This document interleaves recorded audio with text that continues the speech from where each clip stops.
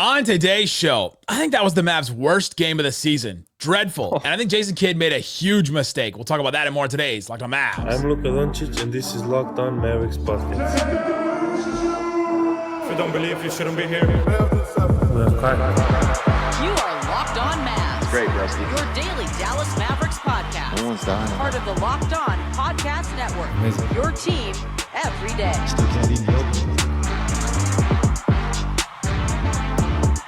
And welcome. You are locked on to the Dallas Mavericks. My name is Nick Angstadt, media member and NBA channel manager of the Locked On Podcast Network, your team every day. Thanks for being in every day or making Locked On Mavs your first listen today. Subscribe to our free Locked On Mavs newsletter. Check the QR code, different ways to follow the show. Today's episode is sponsored by FanDuel. Super Bowl 59 is here. There's no better way to make every play more exciting than with FanDuel Sportsbook. New customers can bet $5, and if you win, you get $200 in bonus bets. Download the app. Go to FanDuel.com to get started. And joining me, as always, on a post-game prodigy from the Great Slightly Biased YouTube channel. He would have committed less turnovers than the Mavericks tonight. What you got for me, Slightly Biased? Possible, because I would have just shot that thing the moment it touches my hand. There's no Chuckers don't turn it over. That's right.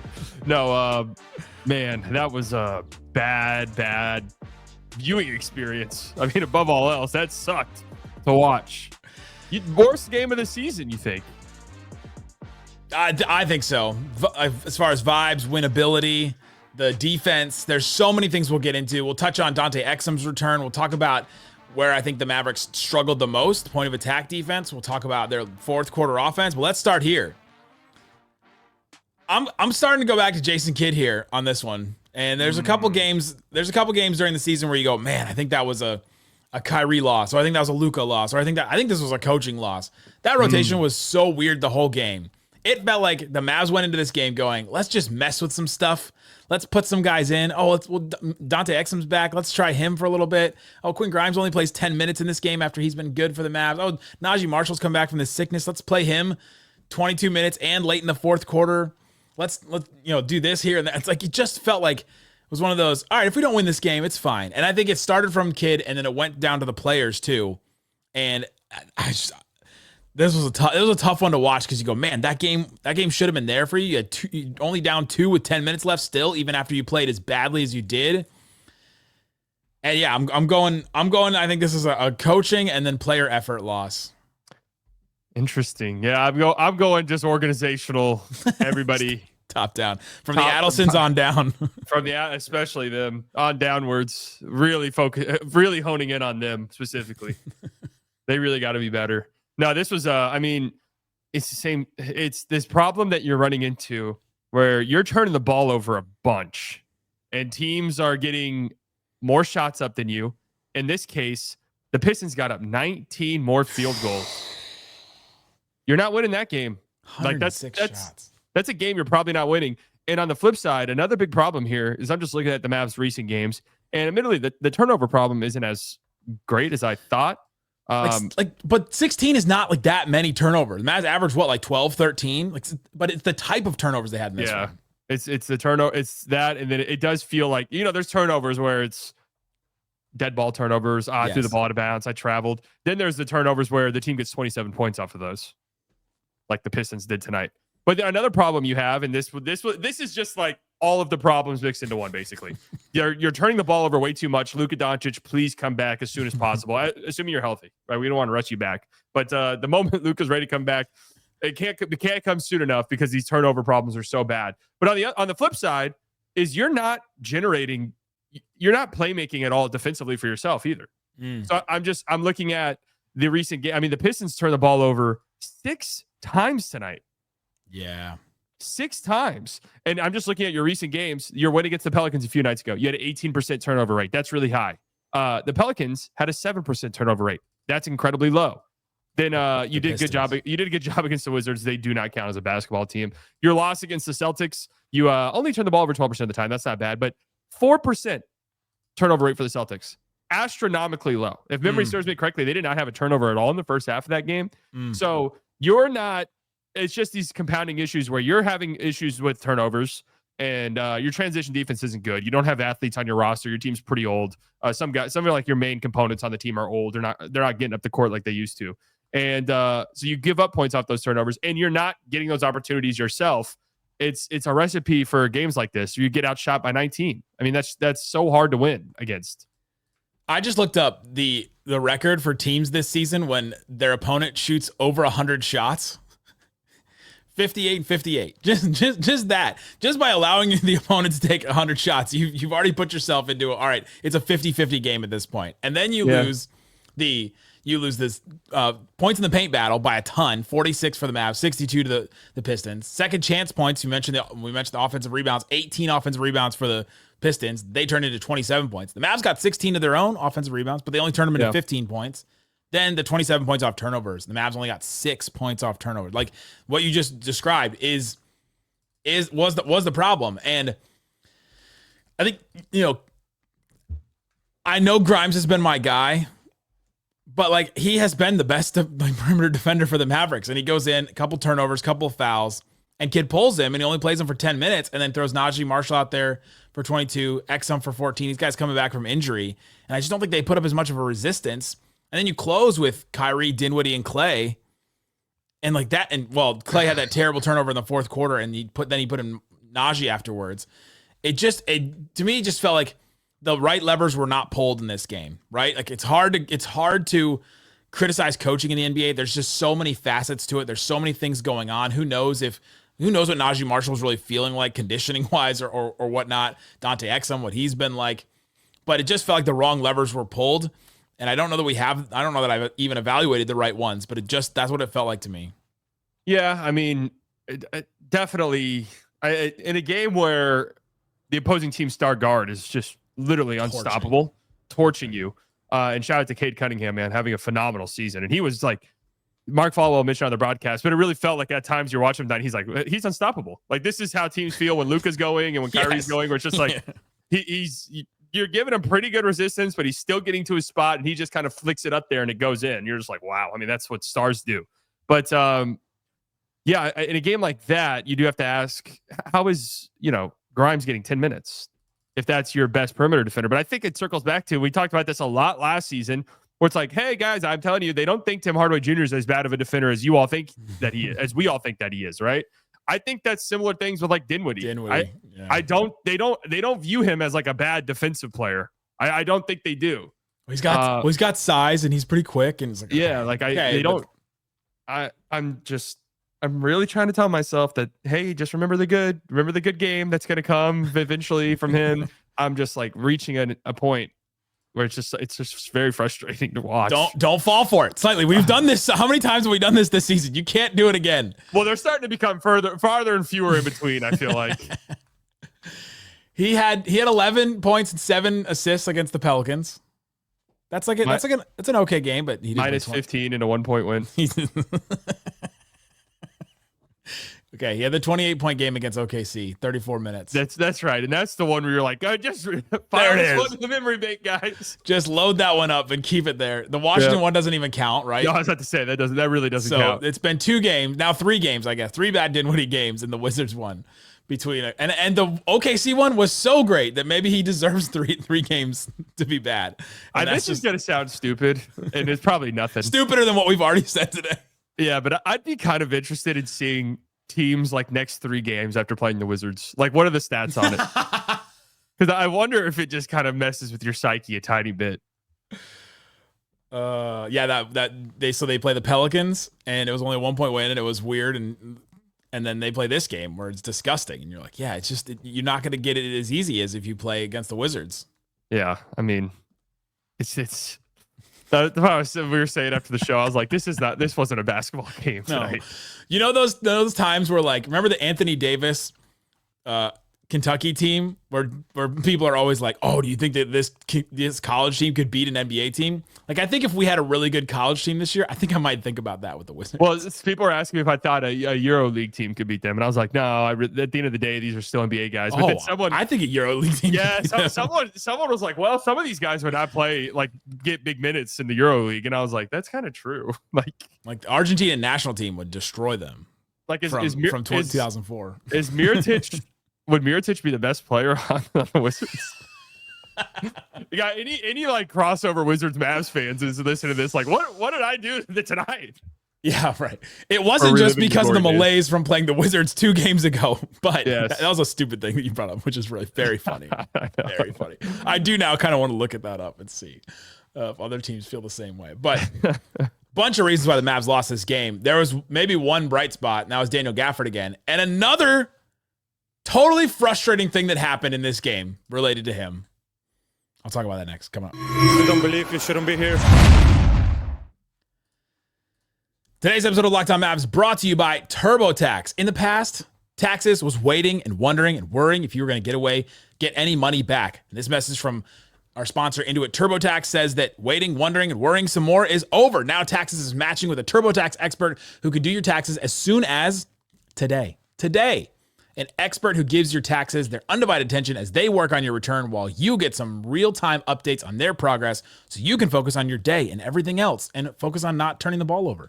An expert who will find every deduction possible and file every form, every investment, everything is the copy. Everything. With 100% accuracy, all so you get the most money back guaranteed. No waiting, no wondering, no worrying. Now this is Taxes. Get an expert now on TurboTax.com. Only available with TurboTax Live full service, real-time updates only in iOS mobile app. See guaranteed details at TurboTax.com/guarantees. Also brought to you by FanDuel. FanDuel Sportsbook has all kinds of props and odds, things that you can use to get in on the action. Slightly biased, a huge, longtime Chiefs fan. You feeling it? Feeling it for the Super Bowl? Still a 1.5 point favorite for the Chiefs. Chiefs Kingdom. Anytime touchdown scorer. You've got Saquon Barkley, minus 185. Jalen Hurts, minus 110. Travis Kelce, plus 130. Kareem Hunt, plus 140. Xavier Worthy, plus 150. A.J. Brown, plus 180. Of all of those, which odds are you taking? Man, I don't follow the NFL. I didn't know Kareem Hunt was still kicking. He's on the Chiefs. He's on your Chiefs, baby. All right, I got to go Patty. Pat Mahomes plus 360 is not a name that I mentioned, but that's okay. Go check out. You can do all kinds of stuff with the Super Bowl. It's super fun. Download the app. Head over to FanDuel.com to get started. Bet just $5, and if you win, you'll score $200 in bonus bets. That's FanDuel.com. Bet with FanDuel, official partner of Super Bowl 59. Shut it down! Let's go home! Thanks for hanging out with us on Locked On Mavs, being part of the show, part of what we call our listeners, the Raccoon Squad. We appreciate each and every one of you for checking out the show. If you want to support the show, text us, get text alerts from us on the Locked On Mavs text line. We'll send rumors, we'll send updates on injury reports, all kinds of stuff. Subscribe to Locked On Mavs Insider text line, 214-643-8637. It's in the link in the description. It's in the description as well. Check that out. All right, Slightly. I've got one good thing and one bad thing, and I'm going to give it to you good and then bad. I thought Daniel Gafford was great again in this game. Like we talked yesterday on the show about the Mavs shouldn't be interested in Miles Turner if the Pacers are taking calls because Gafford has been so good, and you're going to get Lively back, and like your center rotation is finally in a spot where they're not like trying to go get another center or try to go get a Dallas native. If they can have all the Dallas natives, Miles Turner, Julius Randle, Cade Cunningham, it'd be a great team. Yeah, it wouldn't work though. Why not? They only get their powers against the Mavs. I don't know if it would work for the Mavs. They're amazing in practice, and then they're terrible. Yeah. So Daniel Gafford, 16 points, 10 boards, 5 blocks, including 2 massive, insane blocks at the end of the first half. One on Duran on the alley-oop, and then Asar Thompson just went 1v1, looking at him in transition. It's only him, Gafford, and the basket. And Gafford just shoves it back in his face, just completely stops him right there. 2 massive blocks for Gafford. And so that's a good thing about Gafford. Let's just focus on the good first about what you saw with Gafford tonight. Well, those blocks, I mean, those are my favorite type of blocks where they happen in real time, and you're like, that couldn't have been clean. Like that, yeah, that I thought the same play, thing. But I was like, no way that was a clean block. And then they show him on the replay, and you're like, wow. I mean, that Asar block was going up and getting it. Like that's what it's all about. And he continues his great play, and I can't sing his praises enough for how well he's played over this stretch, how hard he's playing over this stretch. What's your concerning thing about Gafford? Because I wonder if we share the same one. He got 1 shot attempt in the second half. Oh, okay, that wasn't mine. All right, yeah, I mean, yeah, that's concerning too. 1. He was your advantage in this game. Jalen Duran's smaller. You've got then Paul Reed as the backup center. Like you needed go-to buckets at the end of this game. It's a 2-point game with 10 minutes left. And over the next 5 minutes, 3 minutes, they're 18-5 run. Like, you got to get Gafford the ball here. He's your advantage. Run some stuff, get it going. And I just felt like they didn't look to him at all. They obviously didn't. He had one shot at him the whole second half. Maybe some of that is the defense from the Pistons trying to shut that off, trying to stop them. But it just felt like the Mavs didn't impose their will at all in this game and just let the Pistons do what they were going to do.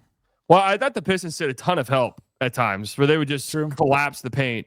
They have athletes. They have great athletes and kind of dared some guys to shoot for the Mavs. But I wonder if this is symptomatic of the problem I was going to say, which is there was a time, I don't remember if it was the third or second quarter exactly, but Gafford had a good stretch of minutes. And I think it was the second quarter because Kyler Kelly checks in to the game. And I was saying this on my stream right before Gafford checked out. I was like, man, Gafford looks just gassed. Yeah. Like, still playing well, but man, he's huffing and puffing. Like, he's struggling because they're asking so much out of him. So I don't know if maybe that's just the second half came around and Gafford's just like, I'm beat, man. Like, I'm not getting to my spots. I'm not, again, I'd have to go back and watch, but I'm not sealing this guy off. Like, I'm tired. And you look, I mean, I went back and I looked over this 8-game stretch, including tonight. This is the most minutes he's played in an 8-game stretch in his career. His whole career. So you're asking this out of a guy who's never been asked that in his career at this point.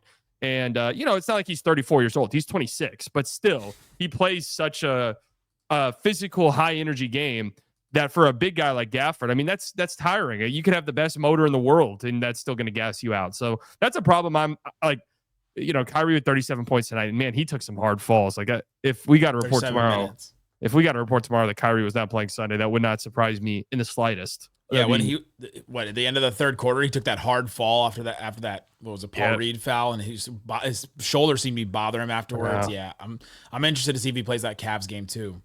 And then it is kind of a short turnaround for them. Yeah, short turnaround, not a back-to-back, but Sunday afternoon. And then PJ with 36 minutes, and again, similar to Gafford, his minutes are taxing. His minutes are, you're being asked to do a lot. I worry about this stretch. I really do. I know the All-Star game's right around the corner and the break's right around the corner, and the Mavs have nobody playing in it. But which, sad and unfortunate. But that worries me that these guys are being asked to do all of this.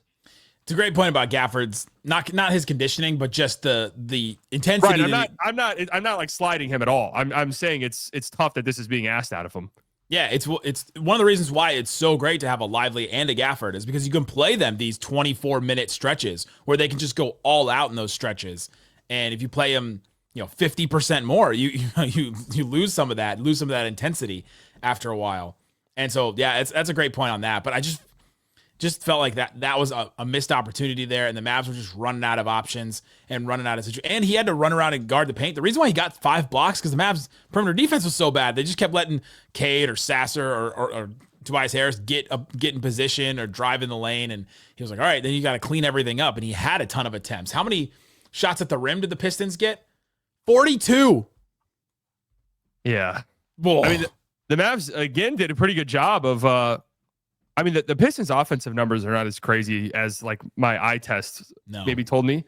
But they shot 57% at the rim. I mean, that's a very low number. And this is kind of continuing this trend where the Mavs' rim defense has been good. And it's who this team has been really under Kidd is, we'll force shots at the rim, but there's going to be guys there to contest the shot. So, But 42 shots at the rim. They also got 18 offensive rebounds. Yeah, and so it's like they're right there. They get a bunch of them back anyway. That's where a big problem comes. And then Duren had 6 offensive rebounds. I mean, he's a problem for you. Like, he's a monster rebounder. We know that's not Gafford's strong suit. And then when you go small, that's a real big disadvantage you have. So just a sneaky, not very good matchup for the Mavs, the Pistons. Well, at least, I mean, when Luka comes back, it's right, a completely different story. Even then, they're athletic. We know that those teams can give the Mavs some problems. They've got an elite guard, which we know the Mavs can struggle against those guys defensively. Luka comes back. Asar Thompson guards Luka, right? That puts Tim Hardaway Jr. on Kyrie. Okay, done. Over. Yeah, true. Right, but, that's your advantage, right? Just it's wild to think about it like that, but it changes so much about what you do to have your number one guy out, right? Or then Tim Hardaway takes him, or Beasley takes him, or Cade takes him, and then all of a sudden it's just a completely different story because then all of a sudden he's putting pressure on the defense. Then they have to bend their will to him, and it's just What did you think about? We got Dante's returno, not an inferno, but we got a returno of Dante Exum. His first game back. He missed the entire season so far. Played 14 minutes. We knew he was going to be in a minutes restriction. He had one good drive. And dish to Gafford, and he fell on his wrist, which made me nervous. That scared me. Got some free throws in. What'd you see from Dante? I thought it looked like Dante Exum, really. I mean, that was just kind of it. Thought he had some good moments. Then the Mavs cut it down to 2, and back-to-back turnovers that just felt like the game right there. It felt like one of these games we talk about a lot where the Mavs are perpetually down 8 points, and then they've just constantly digging their way out of their own hole that they dug themselves. And then by the end, it's not enough. And those are the plays right there that kill you. So, I mean, it was just good to see him out there above all else.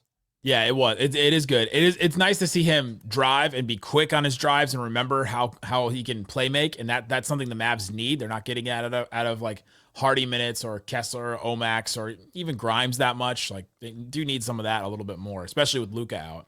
Yeah. But it did feel like that stretch that you bring up. Omax or Exum was in the beginning of the fourth quarter. It was Exum, Klay, Naji, PJ, and Gafford. They cut it to 2. And then you need to change the tide of the game. You need to change what was not working for you throughout the whole game and flip it. And they didn't with those 2 turnovers. It's like it just went right back to what was hurting them the whole time.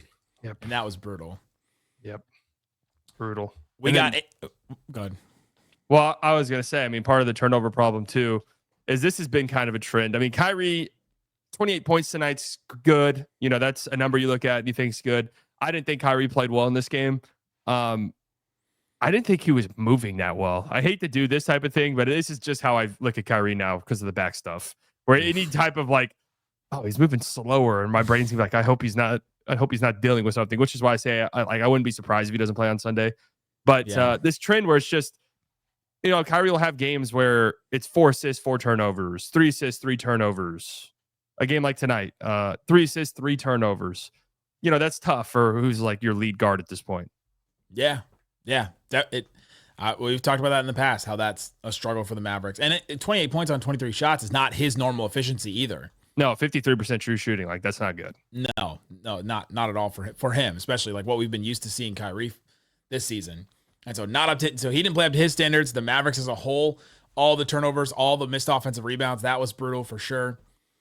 We got 8 minutes of Kylo Ren Kelly. I thought Kid putting him in like the second quarter was interesting. That small ball unit was not great against this team, so I guess he was trying something different. Got 2 offensive rebounds, but a couple of fouls, and then he took them out. Yeah, I mean, that was Gafford needs a rest, and we don't want to go small. Yep. That's all that was. That's it. That really is. I thought that floater looked good. I thought that was going in. Yeah. I mean, did you see anything out of him that was like, oh? Just size. They just needed size in this game. If you just got some more offensive rebounds and got some more defensive rebounds. This is one where I go defense. This is where I go rebounding matters, and so that stood out because he is taller than Gafford, and he's taller than all the other, Pistons too. The Pistons are all undersized. Yeah, except Cade. Sure. I don't expect much out. I don't like. No, I don't either. But literally all I said was that he's tall. Yeah. That is factually true. That's what Kid said too. That's what Kid said in his introductory presser. That's just so hilarious. That's still such a funny thing for a coach to say. He's tall. That's why we got him. I don't get the Grimes Kid thing. What is he not seeing that? I feel like he comes in and does stuff every time they play him extended minutes. I feel like he does stuff. He has this thing with some guys like 2 turnovers. Like that's probably it. Where it's just your leash is so short. He also, the one field goal attempt he had was like head scratchingly bad. Where there was the possession where the Mavs fought hard for 3 offensive rebounds, I think. And then he just kind of stepped into a 18-foot 2-point shot that was contested with like 12 seconds left on the shot clock. And I was like, what? Did you think the shot clock was winding down there or something? So he's a short leash guy. That's just who he is on this team. I mean, since Luka got injured, he's been averaging 27 minutes a game, and he gets 10 in this one. I don't get the he plays 10, Spence is doubling those minutes in a game Kyrie's playing. I don't understand that at all. I don't get it. I really don't. They see something that we don't. Unless the Kyrie, like back, shoulder, all those things, you go, okay, he can't give you all the playmaking. We need the extra playmaking. But then you don't play. If that's your concern, you don't play him 37 minutes. Like that would be incredibly irresponsible. If you're like, well, we're worried about Kyrie. Do we you think don't play him 37 minutes. Do we think the Mavericks are responsibly handling these guys' bodies this season? I mean, No. look at the injury report. No. Oh, it's so frustrating. It is. Check out Slightly Biased, great YouTube channel. Good stuff going all the time. Guys, thanks for hanging out with us on Locked On Mavs. Check the QR code. The link's in the description for different ways to follow the show. We'll be back with more. Slightly and Isaac will have you covered for the game on Sunday against the Cavs. Me, probably like Kyrie, will be sitting out of that one. So, guys, thanks for hanging out with us on Locked On Mavs. Check out the different ways to follow the show. We'll be back daily. Thanks so much for listening to Locked On Mavs. Peace out.